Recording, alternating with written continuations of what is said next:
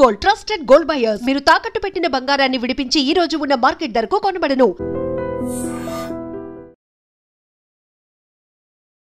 Welcome to iDream media. So చాలా మందికి ఏంటంటే ఏదైనా అంత తొందరగా గుర్తుండదు, లేదా చెప్పాలన్న మాట త్వరగా రాకుండా ఉంటుంది. బ్రెయిన్ షార్ప్గా ఉండదు, బ్లంట్గా అయిపోయి ఉంటుంది.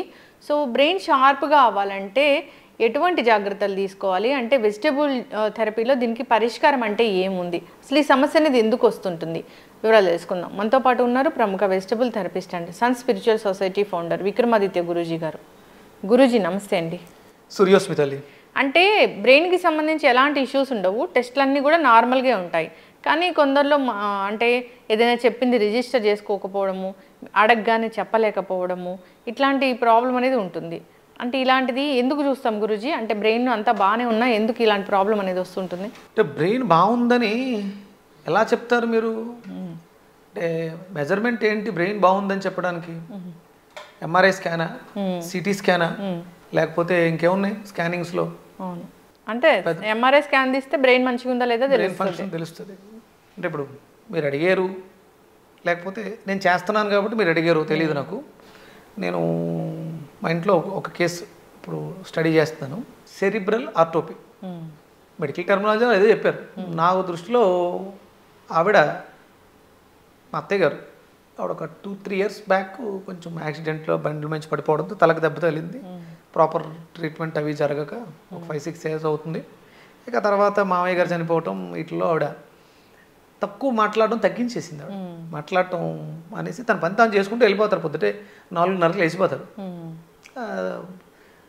పనులన్నీ దేవుడి దగ్గర, పూజల దగ్గర నుంచి అన్ని పనులు ఒక యాంత్రికంగా యంత్రంలా చేసుకుంటూ వెళ్ళిపోవడం తప్ప భావ వ్యక్తీకరణ అనేది పూర్తిగా పోయింది. రీసెంట్గా మళ్ళీ ఒకసారి ఒక 20 days బ్యాక్ మళ్ళీ పడడం జరిగింది. కొంచెం క్రిటికల్ అయితే మన వెజిటేబుల్ దగ్గర కొంచెం చేసిన తర్వాత అసలు ఏంటి ఆవిడ అసలు ఇంక మాట్లాడటం పూర్తిగా, అడిగిన దానికి సమాధానం చెప్పడం కూడా, అప్పుడు ఆవిడ వాటలు పడడం అదేంటి అంటే అలా చూడటం. ఆవిడని తీసుకురావడం జరిగింది. తీసుకొచ్చిన తర్వాత అసలు ఫస్ట్ నేను వోకల్ కార్డ్స్ అవి చెక్ చేయించాను. హీరింగ్ డెఫెక్ట్ వల్ల, వినపడకపోవడం వల్ల వ్యక్తం చేయబోతున్నారేమో నాకు తెలిసి శ్రీనివాస్ అయ్యేంటి అని మా కజిన్ ఉంటే ఆయన దగ్గర తీసుకెళ్ళి అది మొత్తం చెక్ చేసి ఆర్గన్స్ అన్నీ బాగానే ఉన్నాయి, థ్రోట్ కూడా చెక్ చేశారు. ఎలాంటి ఇబ్బంది ఇక ఉన్నదల్లా ఏంటంటే న్యూరోలాజికల్ డిజార్డర్. నర్వస్ నుంచి కరెంట్, బ్రెయిన్ నుంచి బాడీకి సిగ్నల్స్ రాకపోవడం దీనికి ప్రధానమైనటువంటి కారణం. చిన్నప్పుడు ఎలా అయితే మనం ప్రాక్టీస్ చేయిస్తాము పిల్లలతో బ్రెయిన్ షార్ప్ అవడానికి, మాటలు రావడానికి, అదే ప్రాక్టీస్ ఇప్పుడు ఈ ఊళ్ళో కూడా మాట్లాడుతూ ఉండడం వల్ల ఉన్నవే లోపల ఉన్నవి కరెంట్ ఆన్ అండ్ ఆఫ్ అవడం వల్ల ప్రజెంటేషన్ రావట్లేదు. ఇక్కడ ఈవిడ ఎలా అంటే పడటం, యాక్సిడెంట్లు అవ్వడం, సర్జరీస్ అవ్వడం ఇవన్నీ కామన్గా రెగ్యులర్గా జరుగుతూ ఉంటాయి.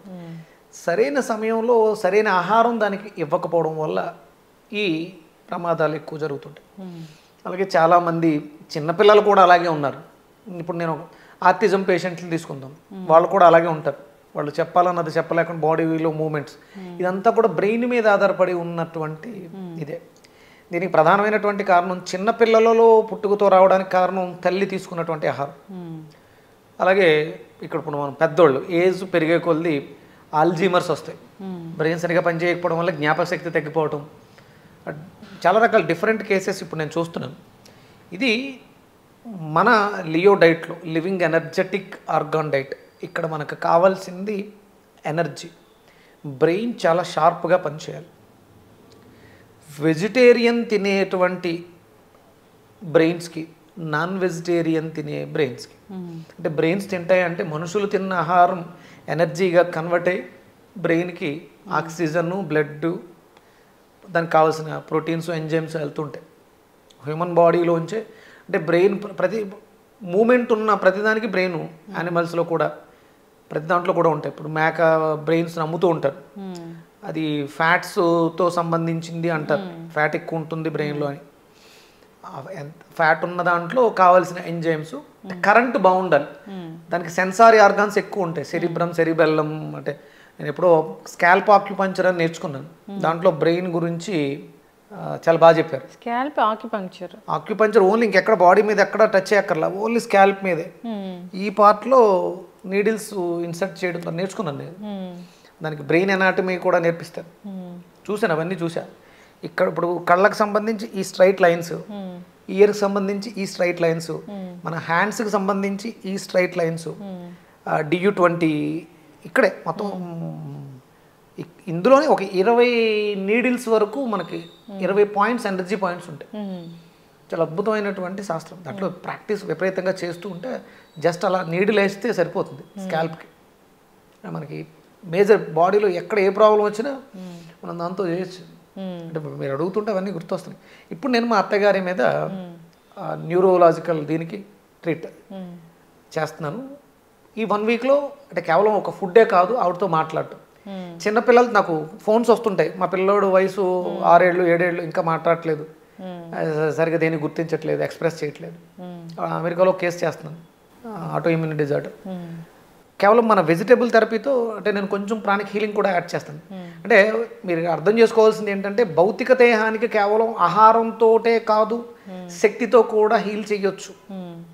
మనం అంతా ఈ ఫుడ్ తినండి, ఈ ఫుడ్ తినండి, గుడ్లు తినండి, మాంసం తినండి, ఇది తినండి అని చెప్పేస్తున్నాం. ఇది కాకుండా ఎనర్జీ అవసరం. నెంబర్ ఆఫ్ యాక్టివిటీస్ చేస్తూ మార్పు తీసుకురావాలి. అందుకని మనం ఫిజికల్ ఎక్సర్సైజెస్ గురించి ఎక్కువ చెప్తూ ఉంటాం, అలాగే వెజిటేరియన్ ఫుడ్స్ చెప్తుంటాం, ట్యాపింగ్ చెప్తుంటాం. అన్నీ కలగలిస్తే ఒక అద్భుతమైనటువంటి ఆరోగ్యకరమైనటువంటి దేహం ఏర్పడుతుంది. ఇక్కడ బ్రెయిన్కి ప్రధానంగా శక్తి కలిగినటువంటి ఆహారమే తీసుకోవాలి. ఈ డెడ్ సెల్స్, మాంసము, ఎగ్స్, ప్రోటీన్స్ ఇవి తీసుకోకూడదు. దానికి కావాల్సింది quality of vegetarian food, energetic food. అదే మీకు దొరికేది లివింగ్ ఎనర్జెటిక్ ఆర్గాన్ ఫుడ్స్లో మెయిన్ ప్రధానంగా మనం దృష్టి పెట్టేది ఎనర్జీ. బ్రెయిన్కి కావాల్సిన వచ్చిన ఎనర్జీ, కళ్ళకు కావాల్సి వచ్చిన ఎనర్జీ, చెవులకు కావాల్సి వచ్చిన ఎనర్జీయే. ఎనర్జీయే రూల్ చేస్తుంది. ప్రోటీన్ రూల్ చేయదు, కార్బోహైడ్రేట్స్ రూల్ చేయవు, ఫ్యాట్స్ రూల్ చేయవు. ఎనర్జీ హీలింగ్స్లో అద్భుతమైనట్టు ఉంటుంది. ప్రాణిక్ హీలింగ్ ఉంది కదా, ప్రాణశక్తితో హీల్ చేయడం. కేవలం ఎనర్జీని పాస్ చేయడం ద్వారా డిసీజెస్ని తగ్గించవచ్చు.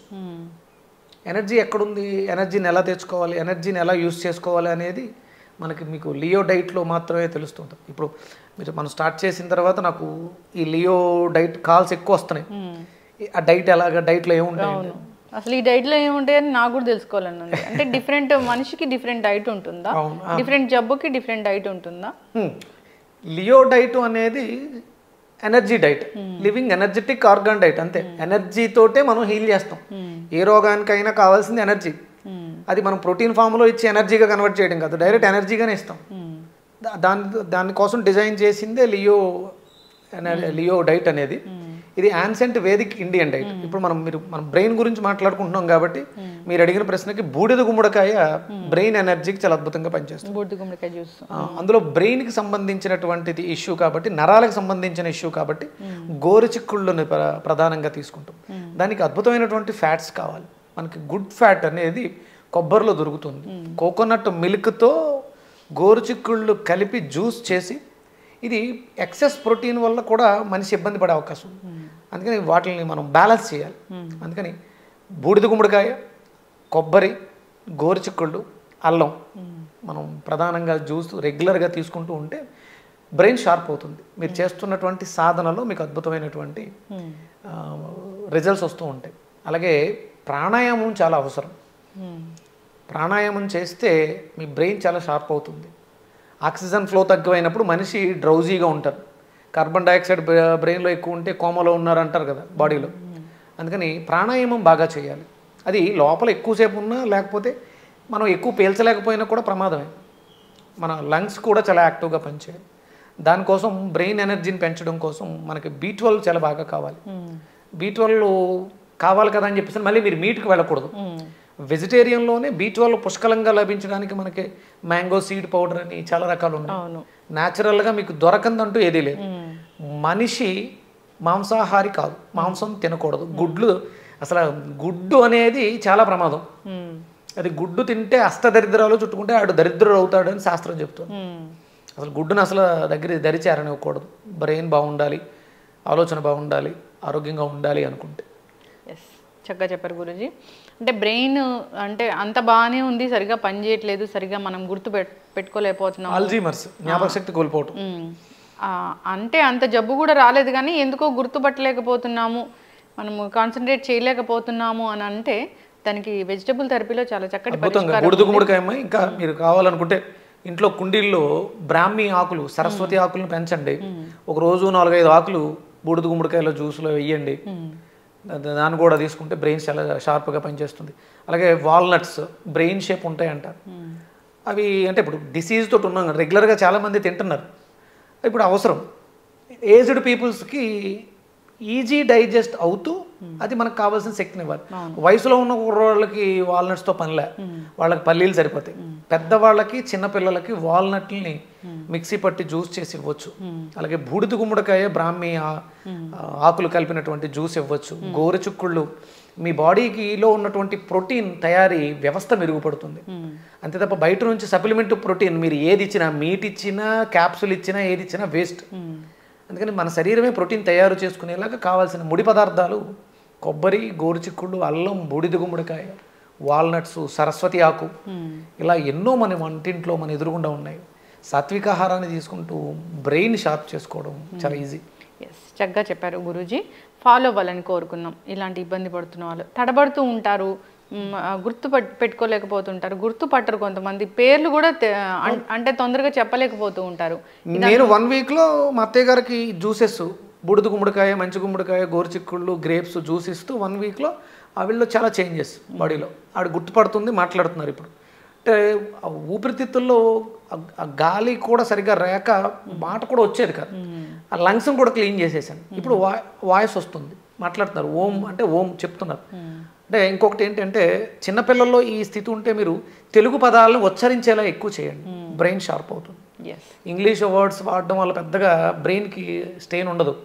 చిన్నపిల్లల్లో ఈ పరిస్థితి ఉంటే జ్ఞాపక శక్తి పెరగాలనుకుంటే మీరు తెలుగు కంపల్సరీ నేర్పించండి. తెలుగు పదాలు ఉచ్చరణ ద్వారా జ్ఞాపక శక్తి పెరుగుతుంది. అది కేవలం తెలుగుకి మాత్రం ఉంది, వేరే లాంగ్వేజ్కి లేదు. చక్కటి ఇన్ఫర్మేషన్ గురువు గారు, ధన్యవాదాలు. Suryasmita. And for more videos, please subscribe to iDream. Please subscribe to iDream. Please subscribe iDream. And please subscribe to iDream. For more videos, subscribe to iDream. please like, share and subscribe to the channel. Congratulations, iDream. Subscribe to iDream. Subscribe to iDream. So subscribe to iDream Media. iDream ki iDream team andarki huge congratulations. Please subscribe iDream Media. Please subscribe to iDream. Subscribe iDream. Please subscribe to iDream. iDream అంటే నా కళల channel subscribe చేసుకున్న నోరు తిరుగుతలేదు, మీరైతే గంట గుర్తు కొట్టండి. For more such videos, please subscribe to iDream. Subscribe to iDream. Please subscribe to iDream. Please subscribe iDream Media. Please do subscribe to iDream. Please subscribe to iDream Media. For best entertainment and information, please subscribe iDream. And don't forget to subscribe to iDream.